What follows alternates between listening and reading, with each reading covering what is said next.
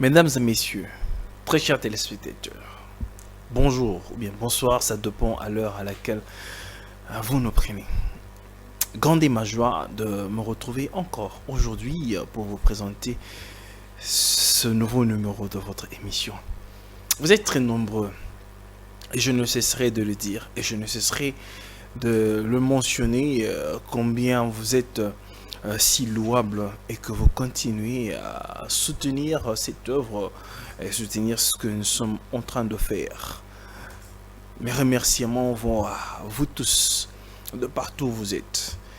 Alors, continuez à nous soutenir, ça nous fait énormément du bien, ça nous donne la force. Alors, je voulais aussi une manière donner la possibilité aux personnes qui nous suivent d'une certaine façon et qui voudraient qu'il y avait certains sujets pour cette fin d'année.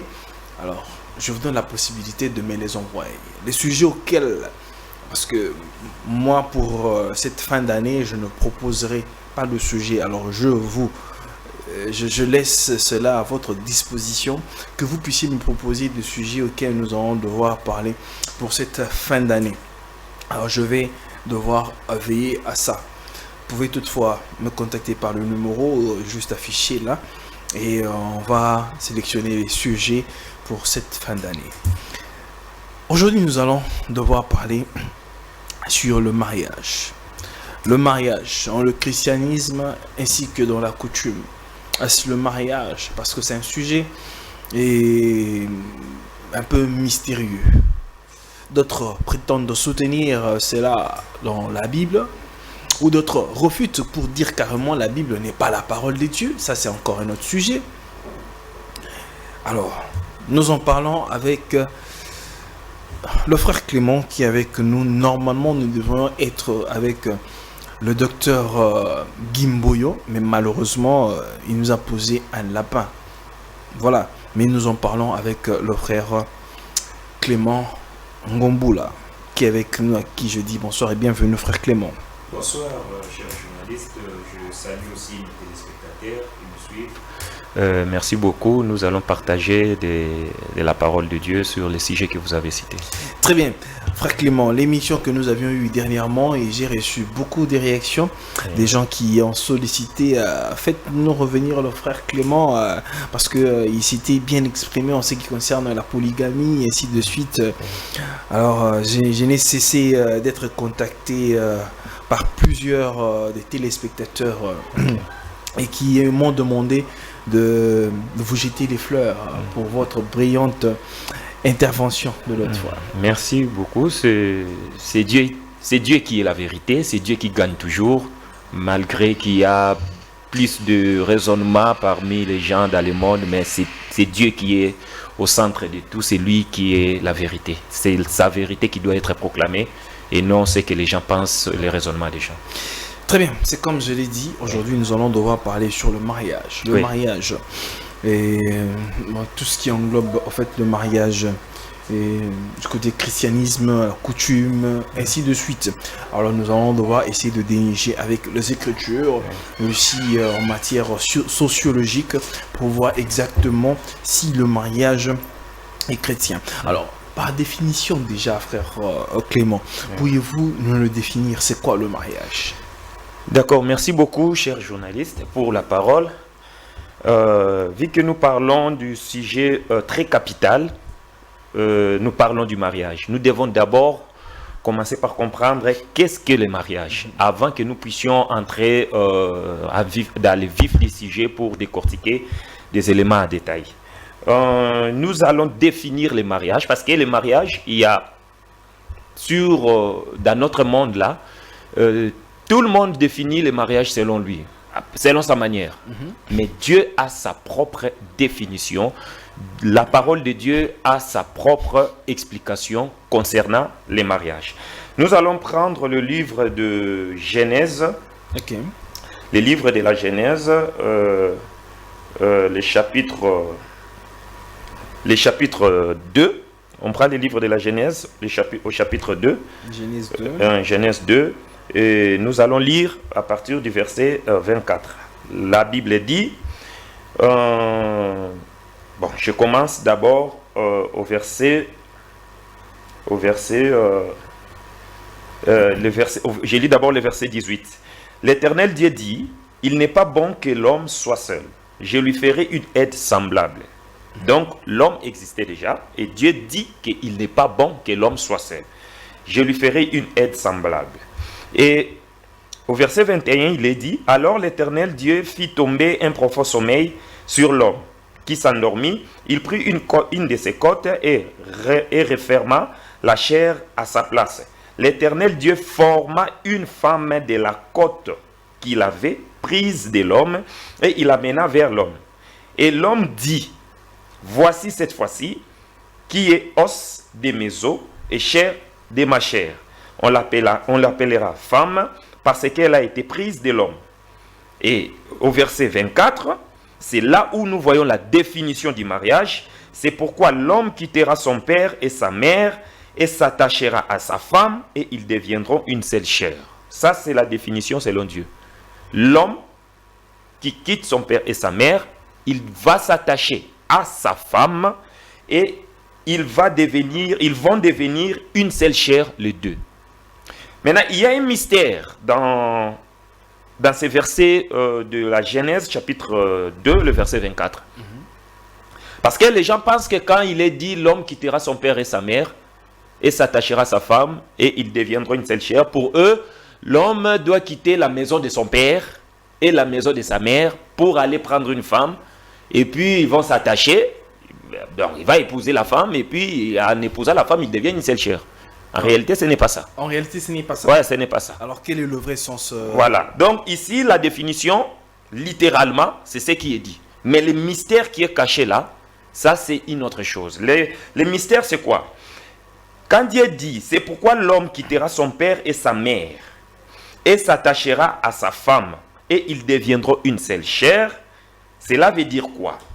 L'objectif de l'homme l'objectif de l'homme qui doit quitter son père et sa mère, c'est de s'attacher à sa femme. C'est ça l'objectif. C'est pourquoi cette parole, elle est dite ainsi. L'objectif est de s'attacher à sa femme. Maintenant, on doit comprendre comment est-ce que l'homme s'attache à une femme. Si nous ne comprenons pas comment l'homme s'attache à une femme, on aura un problème. Il y a un problème pour comprendre maintenant le mariage en soi, c'est quoi? Parce que c'est ça d'ailleurs le mariage. Le mariage, c'est l'attachement entre l'homme et la femme.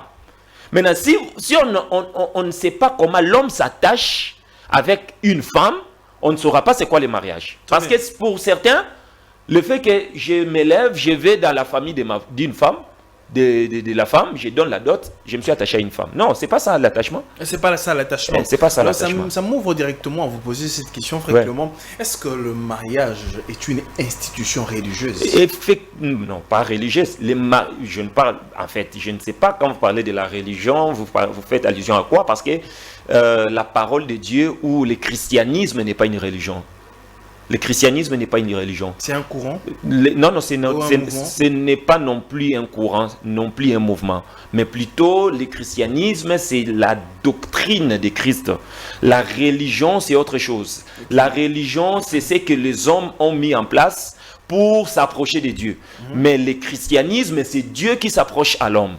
C'est Dieu qui vient vers l'homme. Le mariage n'est pas une institution religieuse. Le mariage, ce n'est pas une institution religieuse, c'est une institution divine. C'est une institution venant de Dieu.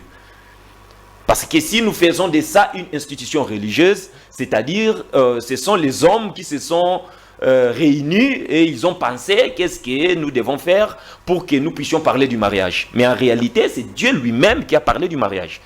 Alors, comme ça vient de Dieu, on ne peut pas attribuer ça aux hommes. Mais quand vous dites que le mariage est une institution divine, la religion, le mariage n'est pas une institution religieuse, mais dans la religion, on traite quoi? N'est-ce pas qu'on traite l'être suprême qui est Dieu? Oui. Je ne refuse pas que dans la religion, on parle de Dieu. Ça, c'est sûr. Mais dans la religion,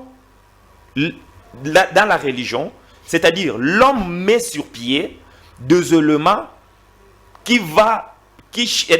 pour faire des efforts à s'approcher de Dieu.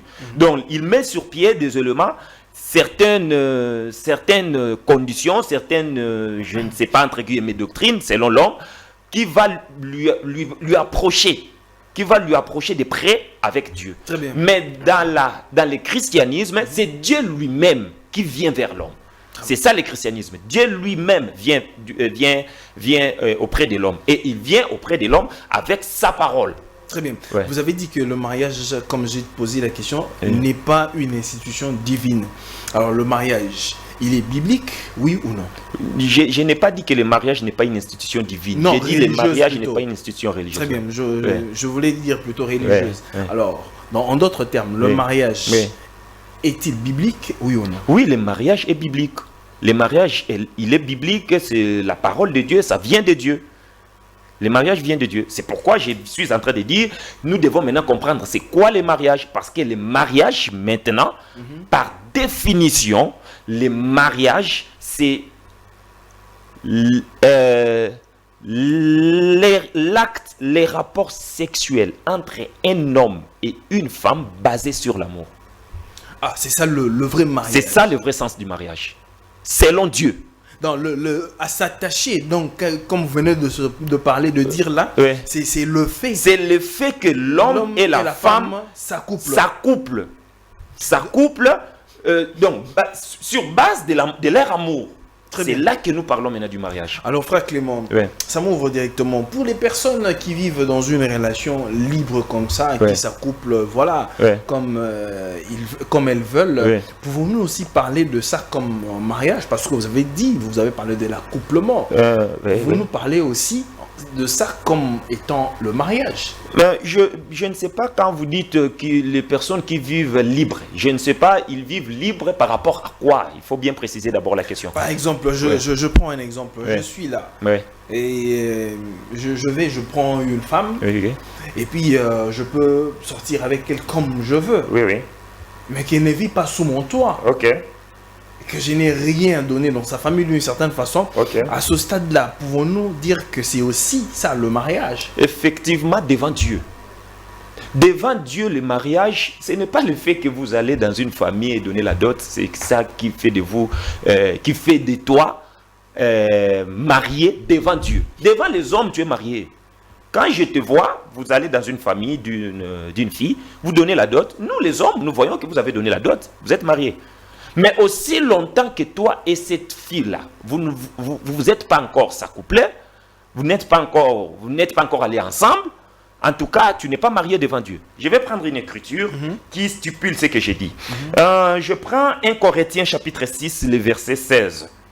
Il est dit ceci. L'apôtre Paul dit ceci. Loin de là, ne savez-vous pas que celui qui s'attache à une prostituée est un seul corps avec elle? Car il est écrit, les deux deviendront une seule chair.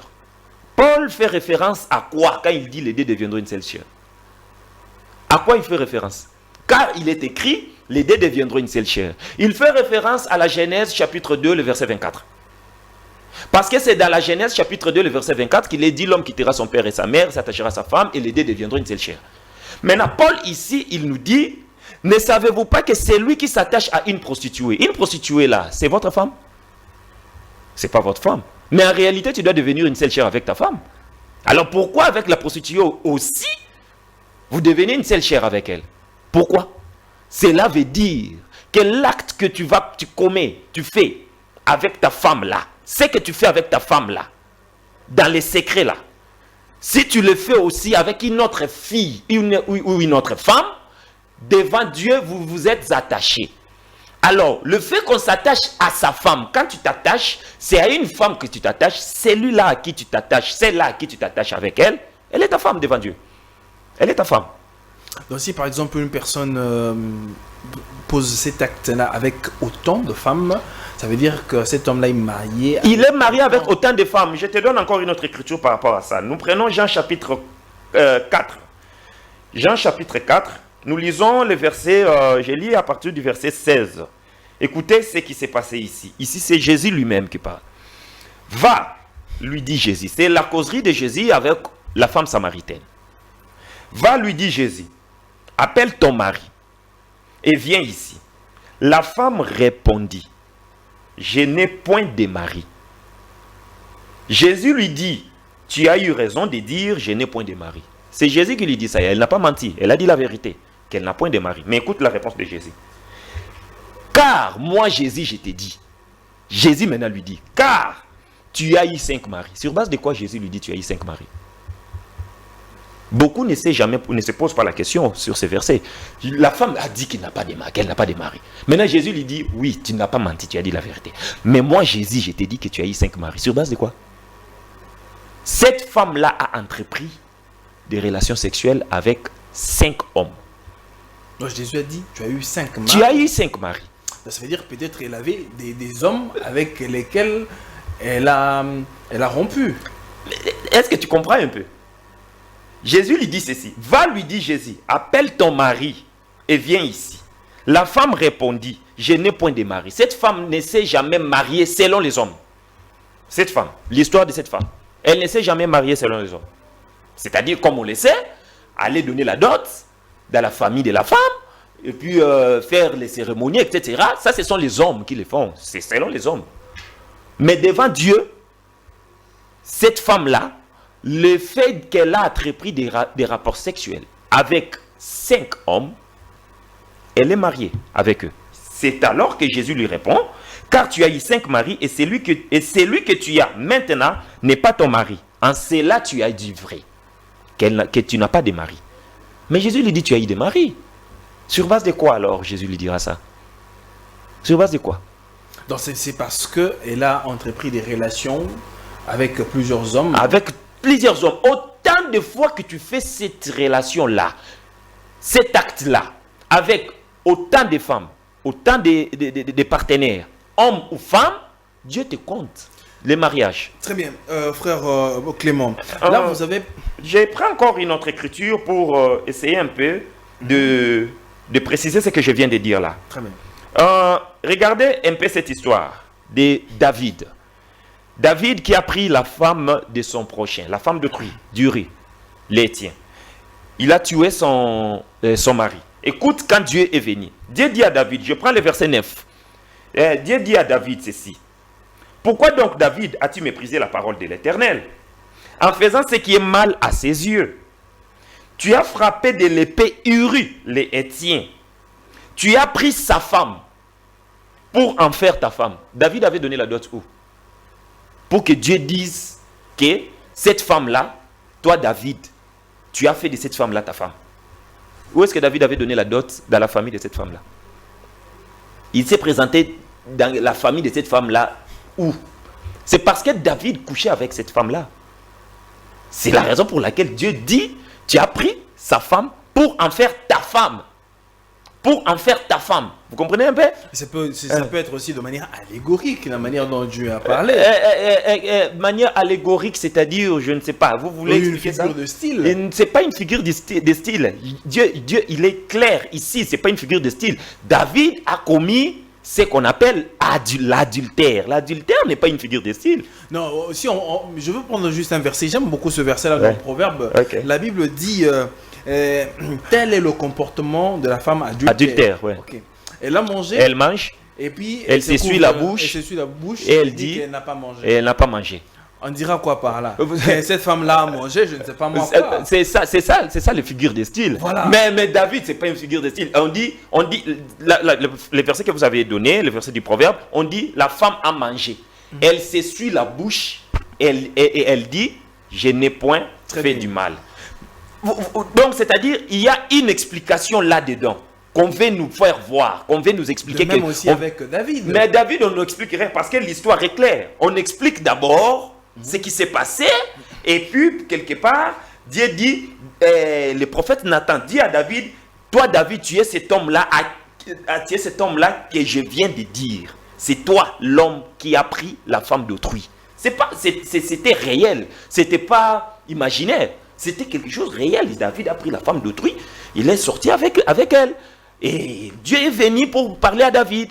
Maintenant, la question qui se pose est qu'on doit se poser qu'est-ce que David a fait pour que Dieu dise que tu as pris cette femme-là, tu as fait de cette femme-là ta femme. Qu'est-ce que David a fait? David a couché avec cette femme-là. Elle a couché avec cette femme. C'est pourquoi Dieu dit à David, tu as pris la femme, c'est la femme d'Uri pour en faire ta femme. David n'est pas allé dans la famille de cette femme-là pour faire des cérémonies de mariage. Non. David a entrepris des rapports sexuels avec cette femme-là. Très bien. Alors, nous allons évoluer, frère Clément. Oui. Parce que là, vous avez parlé du mariage. Oui. Vous avez défini le mariage. Oui. Et vous avez lu dans Genèse. Oui. Alors, la coutume, Oui. c'est quoi une coutume? Bon, la coutume, c'est ce que les gens mettent en place, les hommes mettent en place pour essayer d'établir des processus ou des procédures à suivre pour aboutir à un résultat donné. Ça, c'est la coutume. Parce que dans la coutume, il y a plusieurs sortes de coutumes sur Terre. Votre coutume à vous est différente de ma coutume. Ma coutume à moi est différente de la coutume d'une autre personne. Mais le tout, ce sont des coutumes. Disons peut-être la coutume, ce sont des lois établies par des hommes. Par des hommes. Par des hommes. C'est ce que les hommes mettent en place pour aboutir à un résultat donné. Très bien. Voilà. Donc c'est ça la coutume.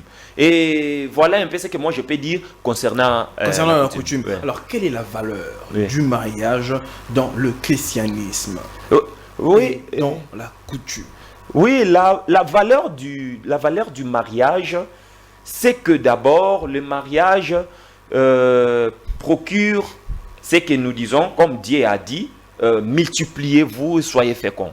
Vous ne pouvez pas vous multiplier et être fécond sans le mariage. Là, vous parlez plutôt de l'objectif. L'objectif du mariage, c'est... mais c'est cet objectif-là qui donne, qui aboutit à des valeurs du mariage. Parce que vous êtes là, marié. Bon, alors, les valeurs de ces mariages-là, c'est quoi? Parce que c'est de s'acheter des maisons, de se taper des véhicules, etc., etc. Bon, ça, ce sont des valeurs humaines. Mais devant Dieu, la valeur du mariage, c'est la multiplication. Parce que les maisons, tout ça, Dieu n'a pas parlé de ça. Si vous vous mariez, il faut acheter des maisons. Mais Dieu dit, si le fait que vous êtes ensemble, il faut se multiplier. Très bien. Alors, est-ce que les chrétiens ont vraiment un mariage? Si on peut parler des chrétiens, parce qu'on parle du christianisme. Oui. Est-ce que les chrétiens ont un mariage? Si les chrétiens ont un mariage, oui. Je ne sais pas comment la question elle est un peu compliquée. Si les chrétiens ont un mariage, moi je pense que... Bon, en quelque sorte, je peux reformuler. Est-ce que les chrétiens aujourd'hui peuvent se prévaloir, prétendre dire que ils sont... le mariage est issu d'eux, ou bien le mariage est à eux?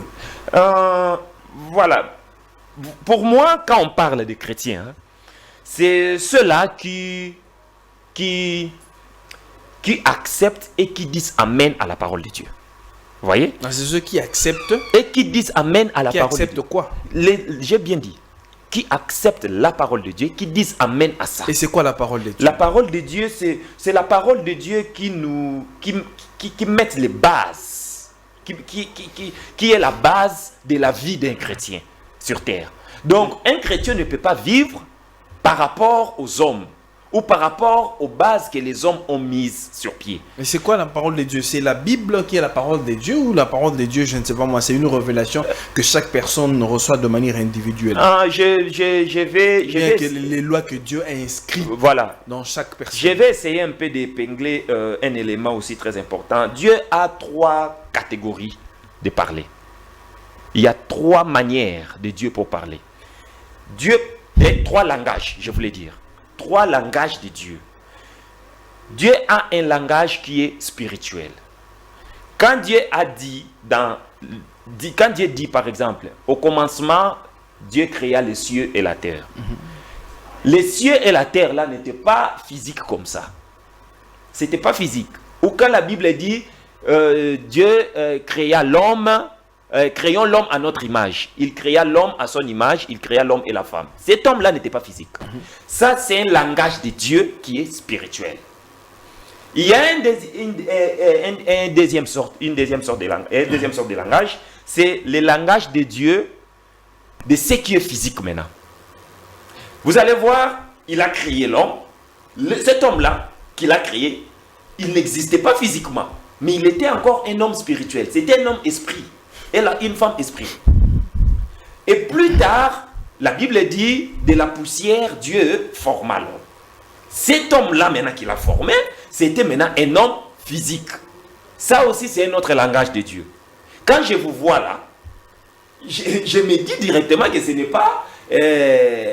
pas une invention humaine ou ce n'est pas quelqu'un d'autre que là. Je me dis directement, si tu existes, c'est qu'il y a quelqu'un, quelque part, qui fait que tu existes.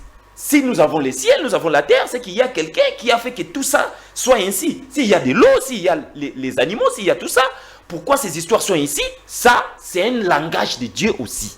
Donc, c'est aussi un autre langage de Dieu. On peut aussi dire, comme d'autres personnes disent, que la Bible n'est pas seulement la parole de Dieu. Mais oui, la Bible n'est pas seulement la parole de Dieu. La parole de Dieu, c'est pas seulement la Bible. C'est pas seulement la Bible. C'est que je vous dis là. En fait, dans la Bible, il n'y a pas tout dans la Bible. Non. Parce que Dieu, il est tellement immense. Et Dieu, c'est la parole. Et dans ce qu'il a fait, Dieu a fait beaucoup de choses. Et dans tout ce qu'il a fait n'existe pas dans la Bible. Donc, mais nous le voyons, nous observons cela.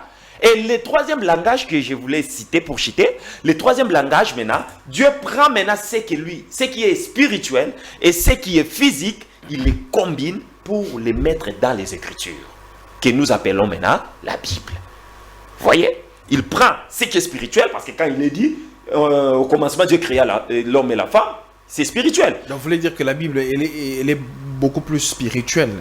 Non, je ne dis pas que la Bible elle est beaucoup plus spirituelle. Je voulais dire ceci, que la Bible, il y a le physique de Dieu, il y a aussi la spiritualité de Dieu dans la Bible. Okay. C'est ce que je veux dire. Donc Dieu a pris ce qui est spirituel et ce qui est physique, il les combine pour que ça soit écrit, afin que moi et toi, nous ayons des témoignages de ce que Dieu a fait et de ce que Dieu a dit.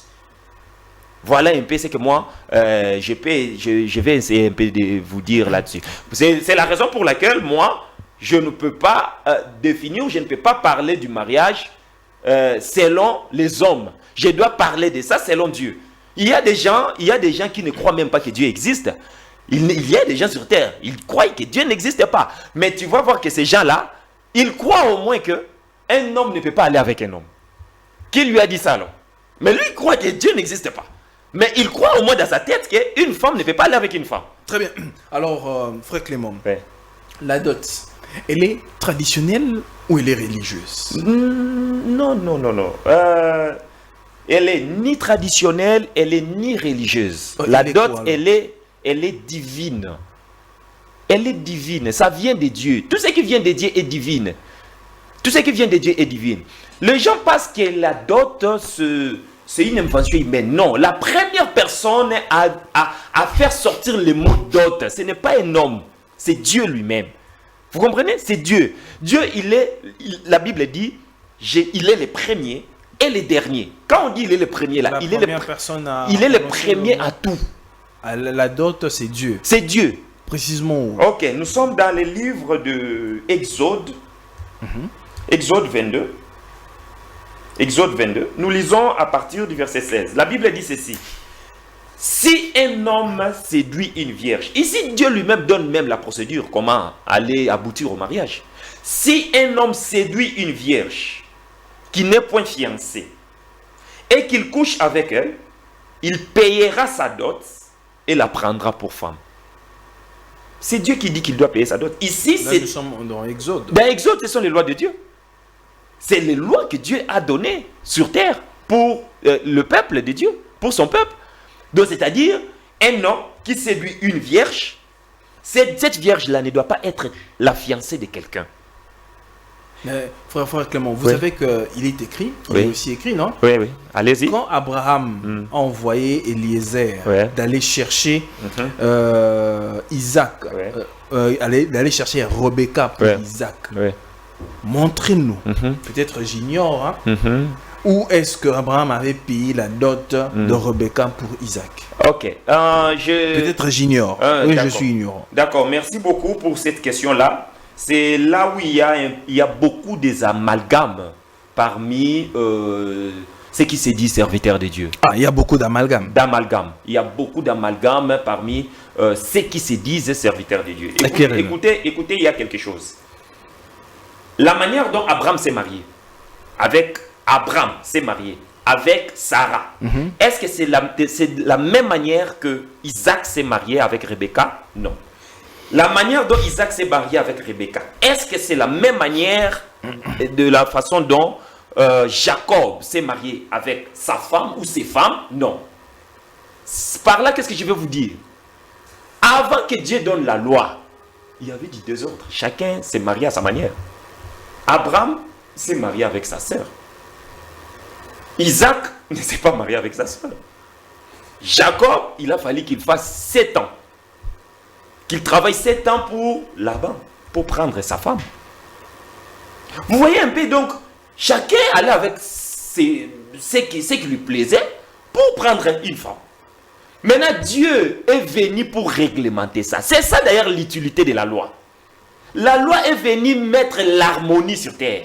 La loi est venue mettre de l'ordre sur terre. La loi est venue mettre de l'ordre. De l'ordre sur terre. Une société ou une compagnie, une assemblée, un endroit où il y a beaucoup de gens, s'il n'y a pas de principe, il n'y a pas de loi, il y aura du désordre. C'est logique. Dans notre pays, le Congo, là, s'il n'y a pas de loi, mais mon frère, mais là où ça roule au sens contraire, moi aussi je vais prendre l'autre sens. Et on s'en fout là. On s'en fout. Il faut qu'il y ait des lois. Il faut qu'il y ait des lois, des principes pour qu'il y ait l'harmonie dans cette société-là. Alors, dans ce temps-là, tout le monde allait dans son sens. Maintenant, Dieu est venu pour mettre de l'ordre. Pour mettre de l'ordre, maintenant, Dieu est venu avec Moïse. Jusqu'à aujourd'hui, nous observons ça. Jusqu'à nos jours, nous observons ça. Nous observons quoi? Nous observons la loi. Oh. Oui. Jésus a dit que on n'observe plus la loi, mais Jésus est venu accomplir la loi. Mais oui, Jésus n'est pas venu abolir la loi. Jésus est venu accomplir. La loi, cette loi-là n'est plus vécue comme au temps de Moïse. Attendez un peu. On ne va pas dire qu'aujourd'hui, oui, pour l'expiation de nos péchés, nous devons prendre des boucs et aller avec... Voilà. Vous dites quelque chose de très important. Jésus est venu faire le travail spirituel. Jésus n'est pas venu faire le travail charnel, physique. Le travail physique a été déjà fait plutôt avec Moïse. C'est Moïse qui te dit, tu ne voleras point. C'est Moïse qui te dit, tu ne tueras point. C'est Moïse qui te dit, tu ne prendras point la femme de ton prochain. C'est Moïse qui te dit ça. Quand Jésus est venu, il n'a pas dit ça. Jésus n'est pas venu te dire ça. Si tu n'as pas écouté Moïse sur voler, tuer, tu ne prendras pas la femme de ton prochain, etc., tu vas subir les conséquences. Maintenant, Jésus est venu pourquoi? Jésus est venu traiter le problème spirituel, le problème de l'âme. Moïse n'était pas venu pour ça. Très bien, revenons maintenant par rapport à la dot. Vous avez dit la dot n'est pas religieuse. La dot, elle est divine. Elle est divine. Oui, elle est divine. Elle n'est même pas chrétienne, mais elle est divine. Elle est divine. Elle est divine, ça vient de Dieu. C'est Dieu qui est le premier à parler de dot. C'est Dieu qui est le premier à parler de la dot. Qu'en est-il pour ceux qui promeuvent beaucoup plus la coutume, qui disent que le mariage, en réalité, c'est la dot. Quand vous payez votre dot, et ça suffit. Moi, j'ai dit ceci. Nous, les humains, nous, les hommes, nous avons notre façon de voir les choses. Mais, par rapport à cette façon-là que nous voyons les choses, nous devons se rappeler toujours que il y a un supérieur, il y a celui qui est au-dessus de nous. Et c'est à lui que nous devons toujours revenir pour tirer conseil, pour tirer la leçon de ce que nous voulons mettre sur pied. Nous ne devons pas mettre sur pied quelque chose qui va à l'encontre de la parole de Dieu. On ne peut pas le faire. En fait, la dot, pourquoi Dieu a parlé de la dot? Dieu n'a pas parlé de la dot en vain. Dieu a parlé de la dot parce que la fille là, l'enfant là, Elle appartient à quelqu'un. Il faut que le propriétaire de l'enfant soit honoré. Donc ça veut dire que pour posséder cette femme-là, il faut ipso facto payer des droits à sa famille. Pour que sa famille, pour que la famille ait cet honneur-là, pour que la famille, parce que le père de la fille a le droit de veto sur sa fille. Il a le droit de veto. Aujourd'hui, si on voit même ça, même jusqu'aujourd'hui, ça se voit. Je suis par exemple, je prends un exemple. Je suis par exemple Moulouba. Je ne suis pas Moulouba, mais c'est un exemple que je prends. Je suis par exemple Moulouba. Je me croise avec une fille qui est peut-être Mukongo. Nous avons commencé notre affaire sans que son père soit au courant. On commence entre nous. Et puis avec l'évolution, je vois que non, c'est une fille qui me convient. Voilà, je vais la prendre au mariage. Je vais voir ses parents. Je cherche à aller voir ses parents. Mais son père, dans sa tête, il s'est dit que moi, ma fille, jamais elle peut s'épouser, elle peut se marier avec un louba. Qu'est-ce que je vais faire? Mais c'est fini, ça ne passe plus. C'est fini. Ah, frère Clément. Donc, vous n'avez même pas la morale, le moral de pouvoir convaincre les parents de la jeune fille. Mais si quand on dit convaincre, c'est-à-dire ils doivent accepter. Maintenant, si ils n'acceptent pas, ils refusent, les pères refusent. Je prends le même verset que je lisais. Exode 22, le verset 16 à 17. Il est dit ceci. Si un homme séduit une vierge qui n'est point fiancée et qu'il couche avec elle, il paiera sa dot et la prendra pour femme. Ici, c'est un cas. C'est-à-dire, il paye la dot, cet homme la paye la dot et il prend cette fille-là pour femme. Maintenant, Dieu dit, il vient au verset 17. Dieu sait que le père aussi peut refuser. Écoute ce que Dieu dit. Au verset 17, Dieu dit ceci. Si le père refuse, c'est Dieu qui parle ici, ce n'est pas un homme. Si le père refuse de lui accorder, de la lui accorder, le père va refuser comment? Il a ses raisons. Il peut se dire que non, ce type ici, non, c'est un voyou par exemple. Je sais que ce type, parce que la fille peut tomber amoureuse d'un type qui est déjà voyou, qui est peut-être mal réputé. Mais là, les gars viennent à tout prix épouser cette fille-là.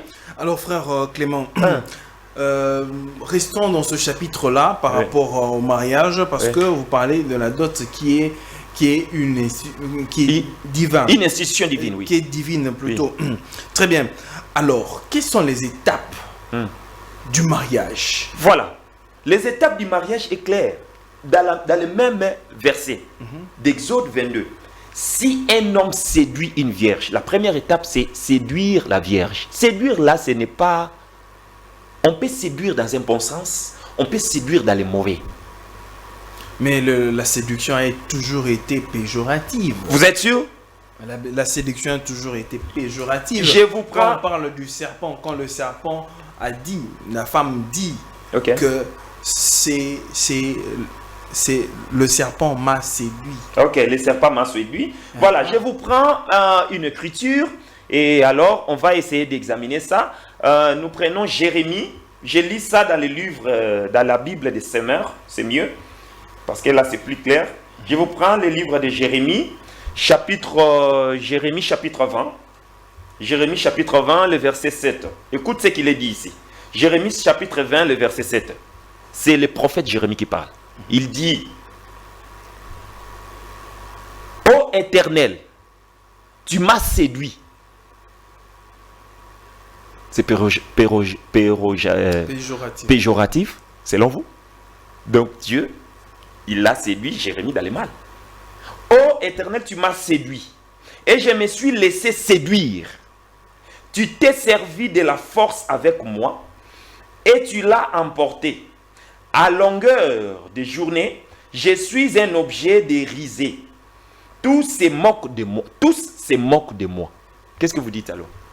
Jérémie dit que l'Éternel l'a séduit. Très bien. Vous parlez de la séduction. Donc la séduction. Et la première étape. Ce qui est la première étape. Vous pouvez séduire dans les bons, vous pouvez séduire dans les mal.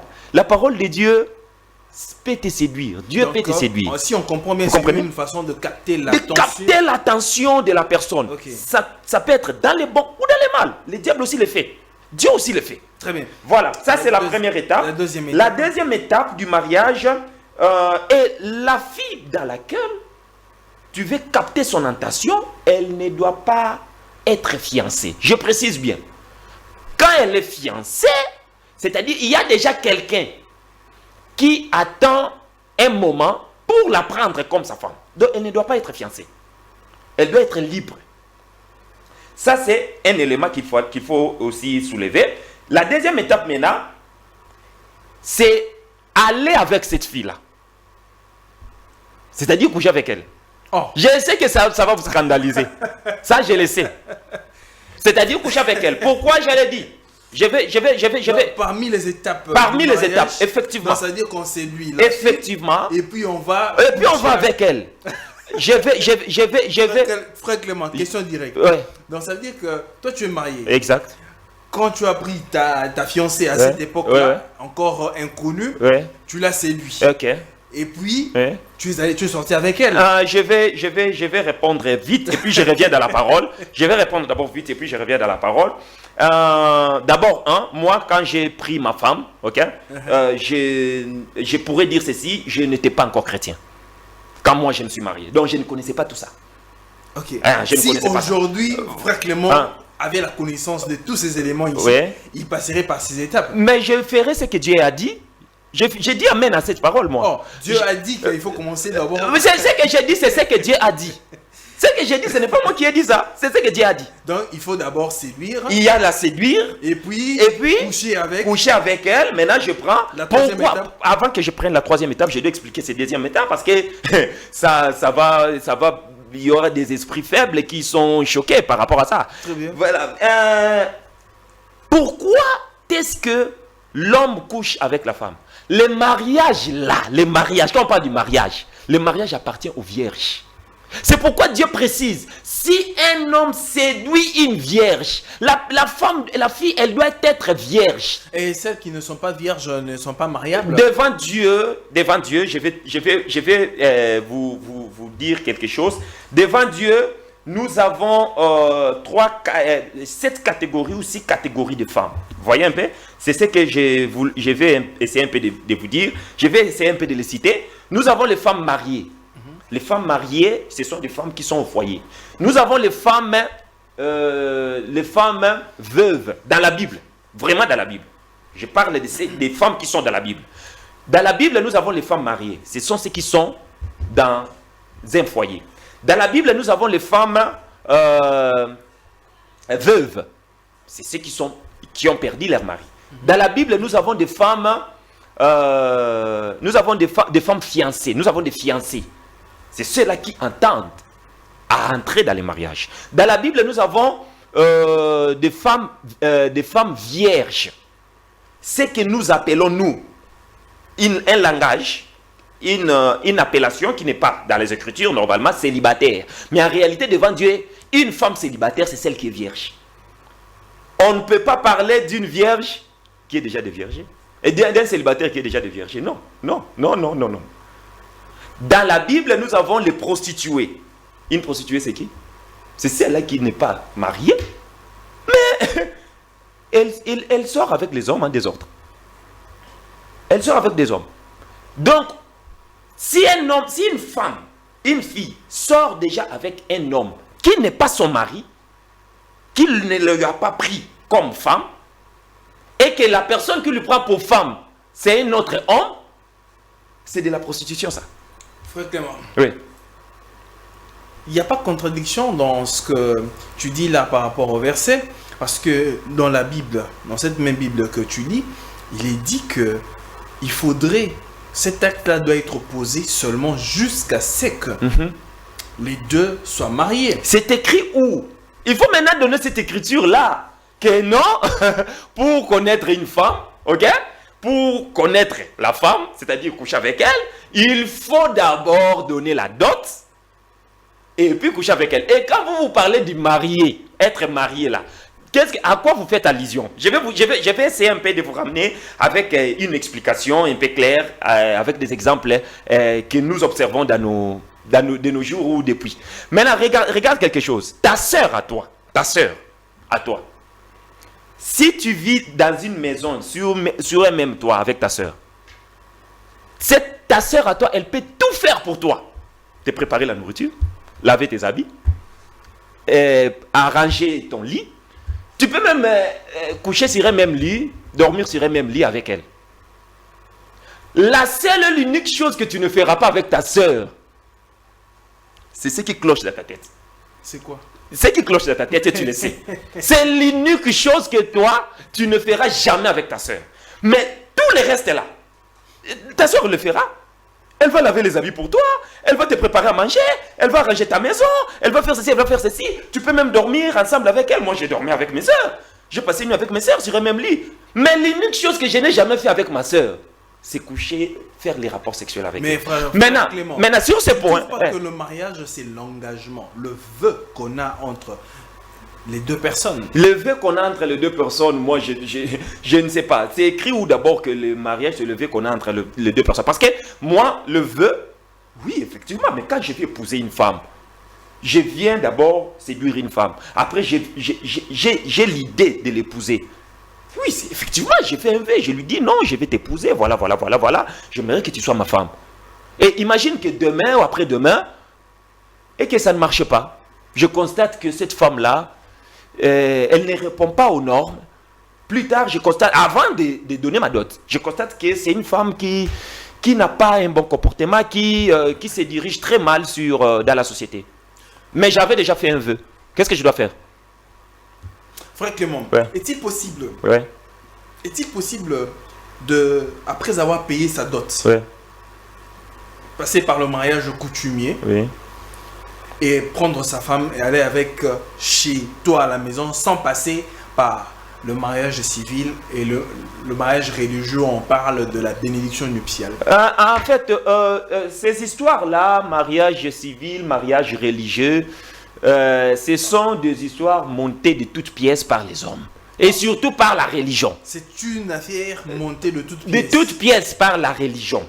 Par les hommes. Donc vous voulez dire en quelque sorte, le civil, le religieux, ça n'a aucun impact sur la parole de Dieu. Le mariage devant Dieu, c'est lorsque l'homme connaît sa femme et il va devant le père de la fille, il donne sa dot, fini, terminé. C'est ça le mariage. C'est ça le mariage. Vous n'allez pas donner une écriture par laquelle nous avons vu un couple, les enfants de Dieu, qui sont allés dans un mariage civil, religieux, où ils ont été bénis par je ne sais quoi moi, pour qu'on puisse déclarer qu'ils sont mariés dans la Bible. Ça n'existe pas. Mais non, c'est que les pasteurs disent que quand on s'est marié, on a payé sa dot, et qu'on ne peut pas récupérer, on ne peut pas être en possession de sa femme totalement, parce qu'il faut attendre la bénédiction nuptiale du pasteur. Oui. C'est quoi alors? C'est du n'importe quoi.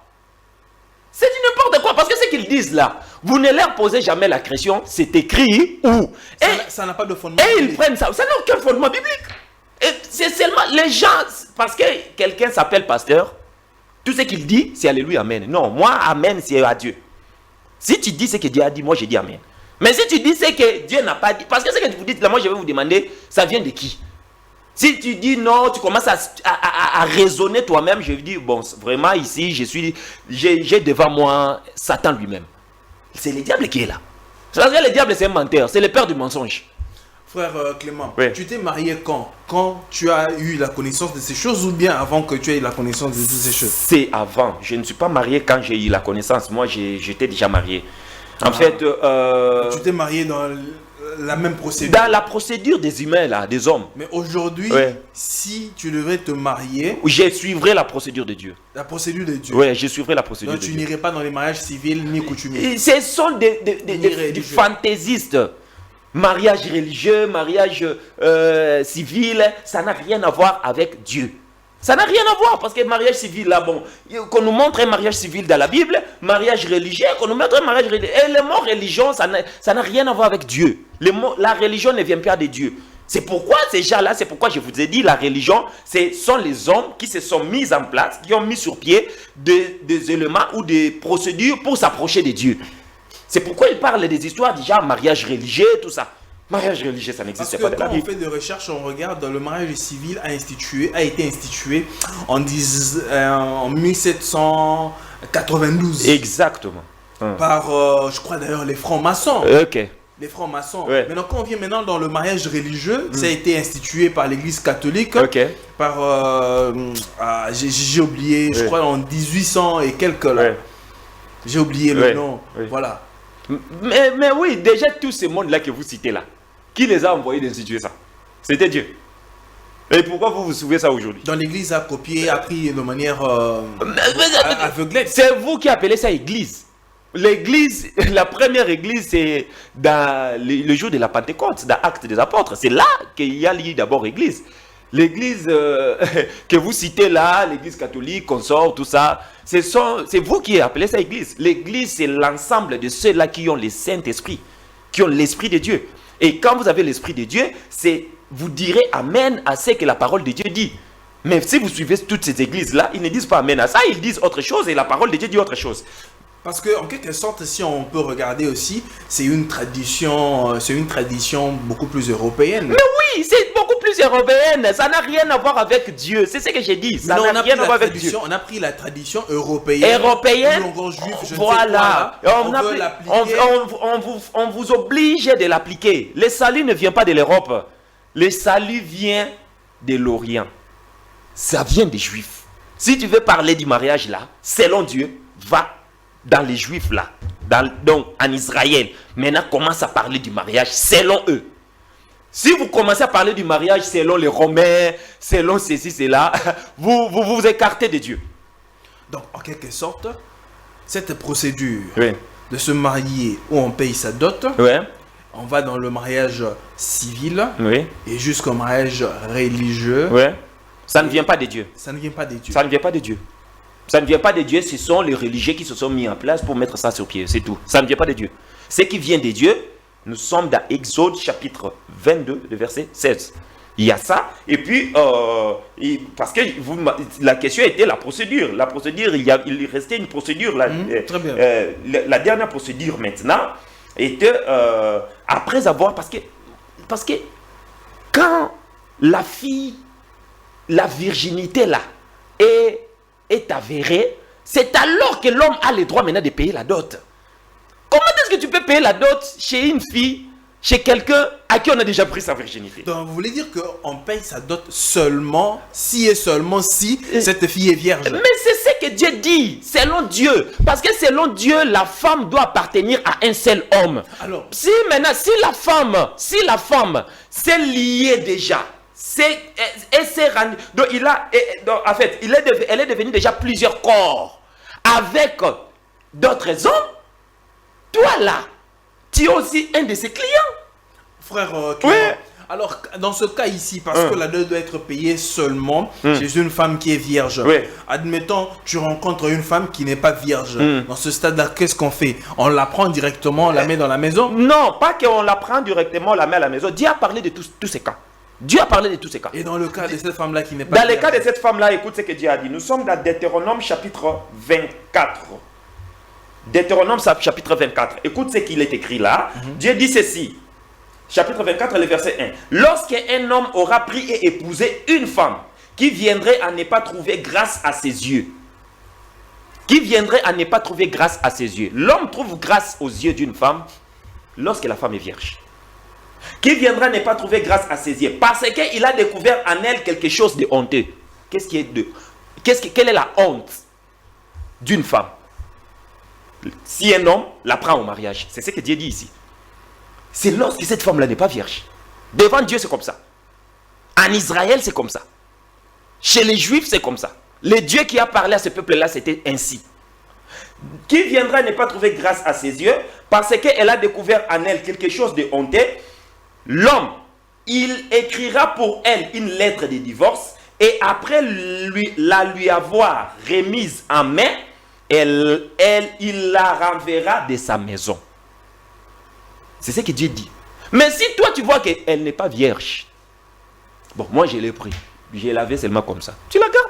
Maintenant, demain ne viens pas dire que non, cette femme n'était pas vierge, je ne veux plus d'elle. Non. Là, maintenant, Dieu explique ça même. Nous sommes en Deutéronome chapitre 22. Alors, Deutéronome chapitre 22, vous allez voir que là, c'est plus explicite. Très clair même. Écoute ce que Dieu dit ici. Nous sommes dans Deutéronome chapitre 22, je lis à partir du verset 13. Écoute ce que Dieu dit. Si un homme qui a pris une femme et est allé vers elle, éprouve ensuite de l'aversion pour sa personne, s'il lui impute des choses criminelles et porte atteinte à sa réputation en disant « J'ai pris cette femme, je me suis approché d'elle et je ne l'ai pas trouvée vierge. » C'est Dieu qui parle là. J'ai pris cette femme, je me suis approché d'elle, je ne l'ai pas trouvée vierge. Alors, le père et la mère de la jeune femme prendront les signes de sa virginité et les produiront devant les anciens de la ville à la porte. Le père de la jeune femme dira aux anciens, j'ai donné ma fille pour femme à cet homme. C'est pourquoi j'ai dit, c'est le père qui donne sa fille pour femme. C'est-à-dire, quand j'ai ma fille, là, elle est encore ma fille. Mais quand je te la donne, je te donne pour femme. Pour femme, devant Dieu, quand il dit femme, c'est celle-là qui n'est plus vierge. Celle-là qui n'est plus vierge. J'ai donné ma fille pour femme à cet homme. Et il l'a prise en aversion. Il lui impute des choses criminelles en disant, je n'ai pas trouvé ta fille vierge. Or, voici les signes de la virginité de ma fille. Et ils produiront son vêtement devant les anciens de la ville. Les anciens de la ville saisiront alors cet homme-là et le châtieront. Et parce qu'il a porté atteinte à la réputation d'une vierge d'Israël. Et ils les condamneront à une amende de 100 cycles d'argent qu'ils donneront au père de la jeune femme. C'est déjà ça la dot qu'il doit donner. On l'oblige de donner la dot. Qu'ils donneront au père de la jeune femme. Elle restera sa femme. Et il ne pourra jamais la renvoyer tant qu'il vivra. Là, s'il s'avère que l'homme a menti, que cette fille-là n'est pas vierge. Maintenant, écoute ce que Dieu dit. Mais si le fait est vrai, si la jeune femme ne s'est point trouvée vierge, votre question, je constate que la femme n'est pas vierge. Et pourtant, ses parents ont déjà la connaissance que c'est moi qui vais prendre cette fille. Mais moi, je constate qu'elle n'est pas vierge.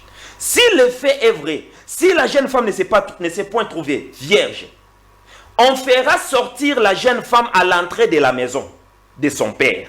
Elle sera lapidée par les gens de la ville et elle mourra. Là, c'est la loi. C'est la loi. Mais j'ai dit c'est la loi. Tout c'est comme... Attendez que je finisse. Attendez que je finisse. Oui, je vais dire aujourd'hui comment on traite ça. Elle sera lapidée par les gens de la ville et elle mourra. Parce qu'elle a commis une infamie en Israël. En se prostituant dans la maison de son père. Vous comprenez? Quand une jeune fille vierge sort avec des gens, des hommes, dans la maison de son père, jusqu'aujourd'hui, si ton homme à toi, le premier, ne t'a pas encore pris, ne t'a pas épousé, il sort avec toi et te laisse, il s'en va. L'autre encore vient, il sort avec toi et te laisse, il s'en va devant Dieu. Et que toi tu fais cet acte-là, à tout moment, devant Dieu, tu es une prostituée. C'est ce que Dieu dit. On va lapider cette fille-là parce qu'elle s'est prostituée dans la maison de son père. Donc, vous comprenez? Maintenant, aujourd'hui, cette parole ici, voilà, cette parole ici, ok? Nous, les nations, la parole de Dieu est venue chez nous plus tard. On avait déjà nos vies. On avait notre manière de vivre. Vous comprenez? Cette parole, quand Dieu avait dit ça, ce n'était pas encore arrivé chez nous. Nous, on s'est mariés comme on voulait. Maintenant, cette parole est venue parmi nous, les nations. Quand elle est venue, j'ai dit Amen. Maintenant, celle-là qui n'est pas encore mariée, c'est ce qu'elle doit appliquer. C'est ça, ce qu'elle doit appliquer. Celle-là qui est déjà mariée avec sa femme, la grâce est déjà là. Garde ta femme. La parole est venue te trouver dans ça. Tu t'es déjà marié avec ta femme, c'est ta femme. Dieu ne te refuse pas. Mais écoute, la vérité de Dieu, c'est ça. Si tu veux ouvrir ta bouche pour parler du mariage, c'est ce que tu dois dire. Tu ne dois pas dire ce que toi tu as fait, qui est mariage, mais tu dois dire ce que Dieu a dit. Vous comprenez un peu? C'est pourquoi moi, j'ai épousé ma femme, je l'ai épousée. Je l'ai épousée, c'est tout. C'est ma femme. C'est tout. Mais quand il s'agit de parler du mariage, je dois parler du mariage, pas par rapport à moi. C'est pourquoi la question que vous m'avez posée, si moi, la parole de Dieu n'était pas sortie par rapport à moi. Dieu n'a pas donné sa parole par rapport à Clément, par rapport à Jules, par rapport à Jean, par rapport à Paul. Non, Dieu a donné sa parole. Point barre. C'est à toi de dire Amen ou c'est à toi de refuser. Il ne faut pas prendre la parole de Dieu maintenant. Vous allez maintenant mater, c'est-à-dire garder ça sur un homme maintenir ça par rapport à la vie d'un homme. Dieu n'a pas donné sa parole par rapport à la vie d'un homme, mais il a donné sa parole par rapport à l'humanité tout entière. C'est lui qui dit Amen, il croit à la parole de Dieu. C'est lui qui ne dit pas Amen, c'est son problème. Il aura affaire avec Dieu. Alors nous avons fini, frère Clément, dans le mariage. Quand vous avez payé votre dot chez le père de la fille, ça n'est fini pour vous. Il n'est pas question ici de mariage civil, mais encore le mariage religieux. Oui, il n'est pas Donc, question. vous commencez par la séduction. Vous commencez par la séduction comme tout homme. Vous couchez avec la fille. Vous devez connaître qu'elle est vierge. Comment on connaît qu'une fille est vierge si tu ne t'accouches pas? Tu vas le connaître. Tu vas connaître comment? Comment est-ce que moi je vais connaître que cette fille est vierge? La seule façon de connaître qu'une fille est vierge, c'est de coucher avec elle. C'est logique.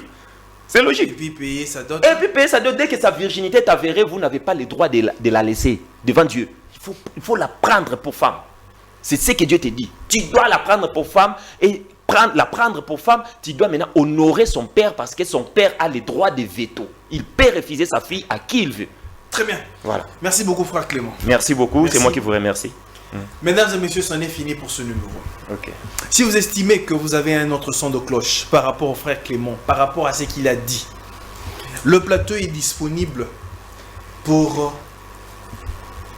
une confrontation, par exemple. Si vous voulez le rencontrer, le plateau est disponible. Je place seulement le docteur Guy parce que il nous a posé un lapin. Il n'est pas venu. Peut-être voilà, je ne veux pas utiliser le terme, voilà, il n'y a pas de problème. Merci d'avoir été très nombreux à devoir nous suivre. On se retrouve très prochainement. Merci à Kim, merci à la grande équipe de Congo Best Télévision. On se retrouve très prochainement. Que la paix soit avec vous et que Dieu vous bénisse. Au revoir.